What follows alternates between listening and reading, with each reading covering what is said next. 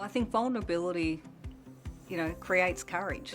You have to be vulnerable in order to look at yourself honestly, and then be courageous in terms of what you do with that, whether, feedback or what have you.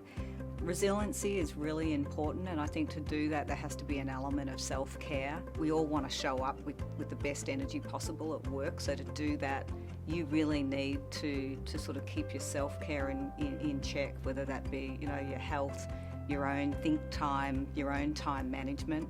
I've always been really hard worker, high work ethic, push myself. Used to be a bit of a perfectionist, so that's sort of something I've had to manage around just meeting my own expectations versus others. A good leader is someone that's there in the good times and the tough times.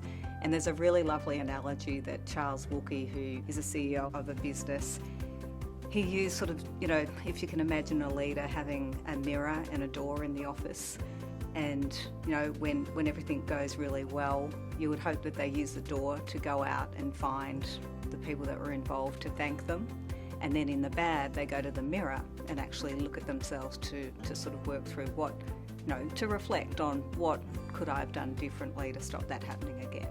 And obviously the reverse of that is when everything goes well, you go to the mirror, and then when it goes bad, you go to the door to find someone to blame. If things go bad, I want to be that person that is side by side with my team, working through what we need to work through to make things better.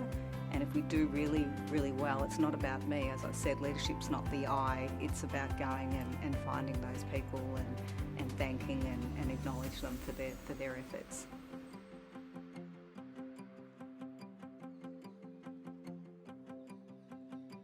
I've loved working with a diverse group of people and love being able to help others see their own potential.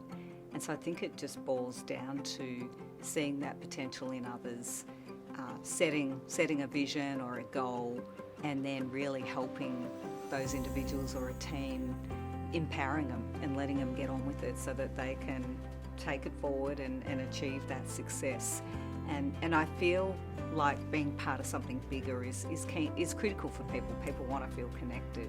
So it's about creating that environment, and a safe environment where everyone feels that they can offer their views, offer their ideas, and feel like they're heard, and that they can actually go away and do something with it. So for me, that's sort of what it boils down to.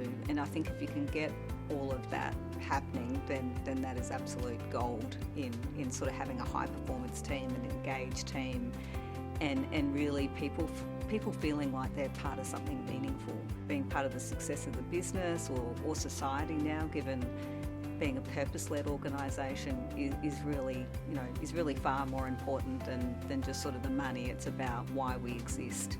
And I think people feeling like they're having a bigger impact is key.